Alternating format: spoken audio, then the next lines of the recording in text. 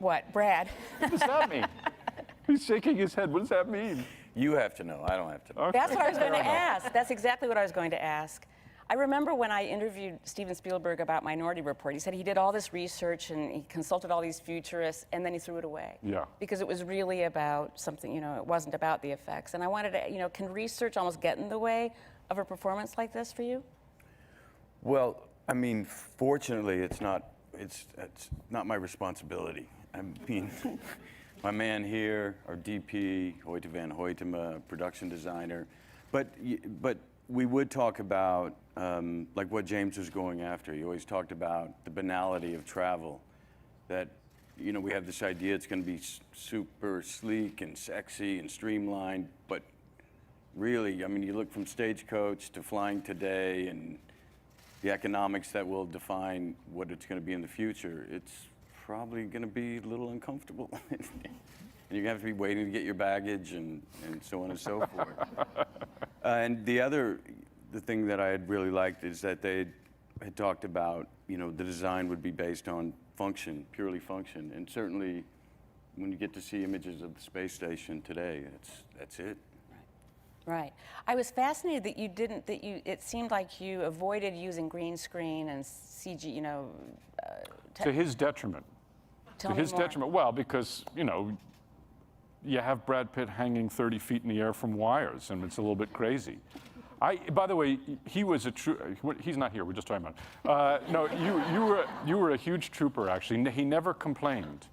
But we built the set horizontally. We built the same set vertically, and you'd do the close-ups horizontally, and then on the horizontal set, and then 2 weeks later, you'd have Brad hanging from wires, looking up, and you'd say, "Okay, Brad, when you stop swaying, we're gonna go. Okay, all right, buddy. Okay." And action. Oh, you're swaying a little bit, Brad. Oh, okay, Jams, my core's hurting a little bit. I gotta get poured.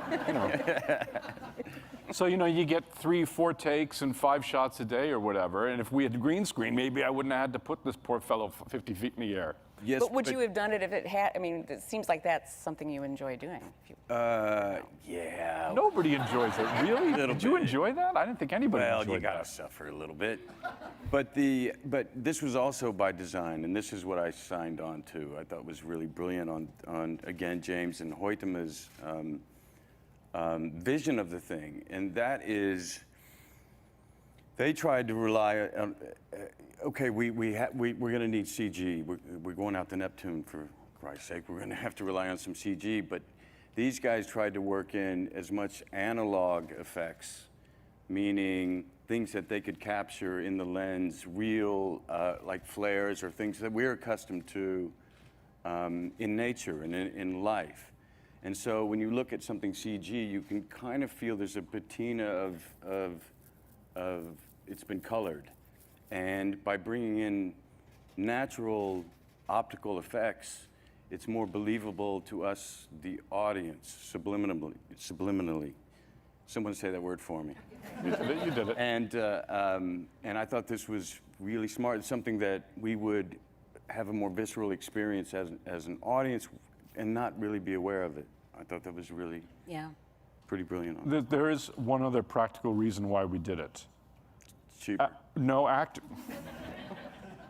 Actors need and should need a set with which they can interact. Actors are very sensory creatures, and to put an actor in a green box, that doesn't help. Right. So it was really also for performance. It was. We were still in a garage, so.